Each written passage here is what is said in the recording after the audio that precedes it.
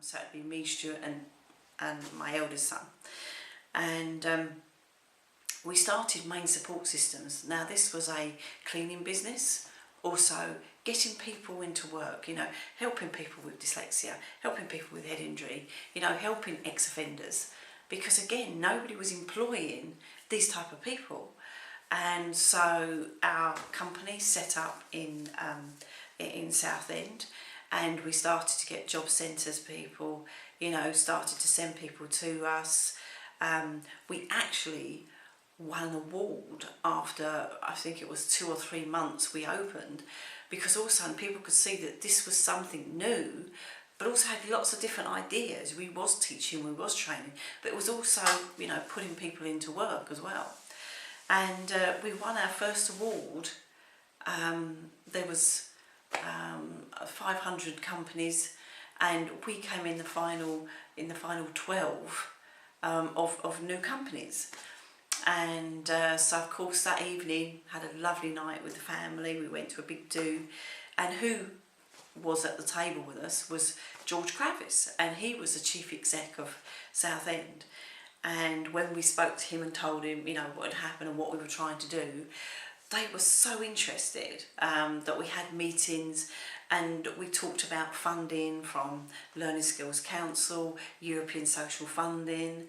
My nickname was from Southend Council was Mother Teresa, because again I just wanted to go out, and it wasn't necessarily about the money, it was just about helping people. It was just, if people can understand about the disability, then it helps them a lot. It makes them understand, and they could move forward. And this is really what I was trying to do at Southend. And I had one project, one funding project that was happening, and of course there was great excitement because we've got our first lot of funding, and our courses were, we was working on OCR courses, so we were working with people trying to get them back into work. I was working with people with mental health issues, people with dyslexia, and the students would turn up an hour earlier just so that they could have some more time and have more learning, which I found was really great. The feedback was absolutely fantastic. We were now sort of putting these courses together. I was making my own videos, I was making my own training videos. I wanted to make learning fun but also really enjoyable, and everybody got involved. After we started doing all this funding, we found that we couldn't do the two businesses. We couldn't, try to help people get into work as well as trying to run these courses and go for funding. And Southend Council wanted us to go bigger and bigger for different types of funding. So in the end, we concentrated on, the teaching and the training side. And we had been asked by George Kravis of Southend Council to put a proposal together.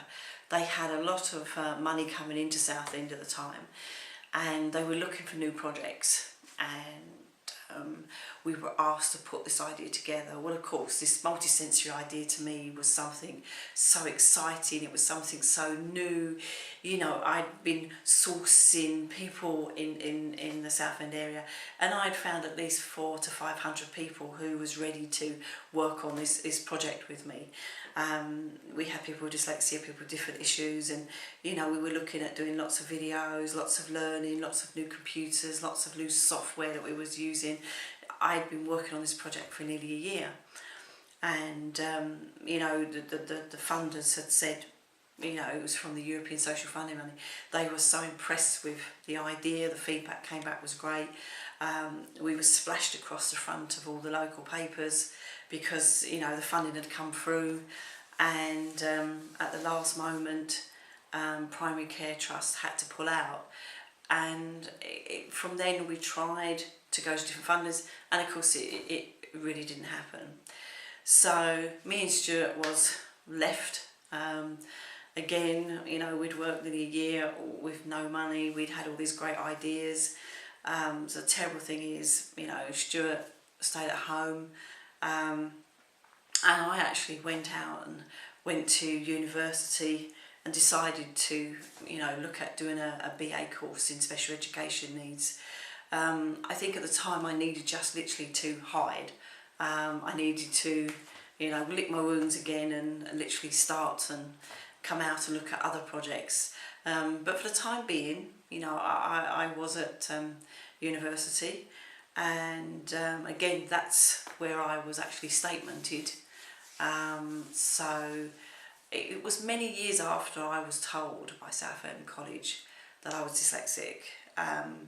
They had just done in-house tests, but now a few years later on, when I was doing my BA, this was when I was actually now statemented. And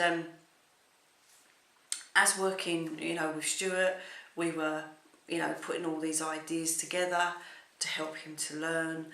And as I say, at the time, Stuart was finding that friends would help him, give him a job, but no employer would actually give him a proper job. And this was the saddest thing for him, because I had, as I say, gone to college trying to learn and trying to help myself, and that's when I wanted to do this BA in special education needs, going into the women's prison to work more on that side. And poor Stuart was left at home, and this is where he got very depressed, very frustrated, because, as I say, every time he went out for a job. And it took many years, but we had then decided that he wanted to travel. His confidence was very low, he was very frustrated with himself. All his friends had moved on, everybody had had a life, except Stuart. He felt that he was still this, 15-year-old little boy. So he travelled the world, which, as you can imagine, for a mother was a very scary time. But we were very much into computers, and we were using iChat all over the world, and I was sort of keeping in contact with Stuart most days. The greatest thing is the confidence that Stuart, had to deal with, like filling in forms on an aeroplane, all the great things. You can actually see a lot of Stuart's videos on YouTube through the travelling, so you could always have a look at the videos. And he did so well.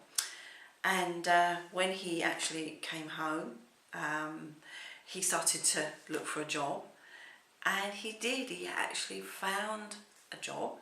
He went for the interview, he got the job, and this is why I said, like at the beginning, 14 years ago, well, now he's been at this job for nearly 2 years. He's been Employee of the Month. Oh, the things that he's done. He is now in management. He is going great guns. And this is why, this video to me was really saying to Stuart, how proud I am, because he did have it hard, and people didn't understand, enough about head injury. They're just beginning, because you can now look at our prisons, and I found some research now from Exeter that they are now going into prisons doing research.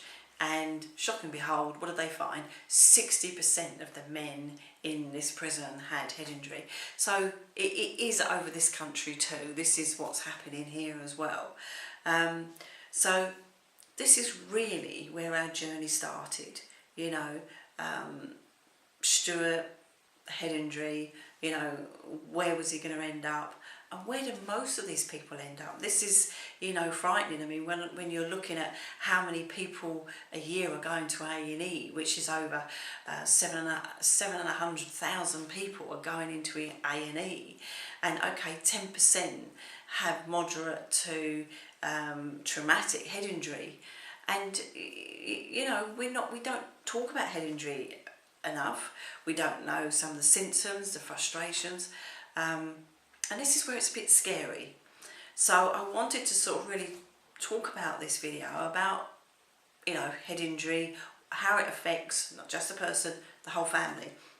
So what I would really like to say is that to me, and me and Stuart talk about this, it's all about the fact that there are no accidents. We talk about this because our whole family has changed. You know, the three of us, me and my oldest son and Stuart, you know, we've done such great work. We're sharing such great knowledge. And, you know, for example, we show that what can happen. You know, I know we have to work hard. I know we have to work harder than a lot of people having dyslexia and head injury, but we do it.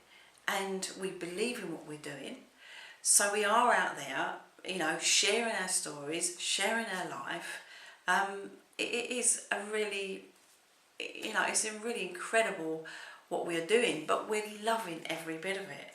So I'm hoping you're loving the videos. I was told yesterday by a very dear friend, I should say Wendy, but she is liking the videos. So I'm very happy about that people are enjoying and actually watching our videos. So I would like to say goodbye from today, and there'll be more videos on the way. So thank you very much for watching, and I'll speak to you all soon. Bye.